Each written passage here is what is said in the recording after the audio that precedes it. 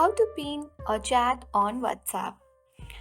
So, WhatsApp has provided us with the different kinds of features, so you can easily pin any chat by using search features on WhatsApp. Do watch the video till the end so that by the end of the video you'll learn how to do it. Without any further ado, let's dive right into the video. Firstly, open WhatsApp application and don't forget to update your app so that you can enjoy the latest features on it. Then select any chat which you want to pin on your chat section. You simply need to tap and hold that particular chat, and then here next to the trash icon you will see a pin which has a pin like figure or symbol. So let's tap on it, and then next to the chat you will see the pin icon.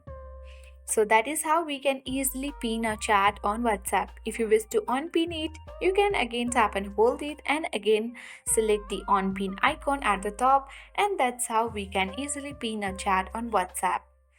I hope this video was helpful and informative for you. If it was, then make sure to hit the like button, subscribe our channel if you are new, and press the notification bell for more updates.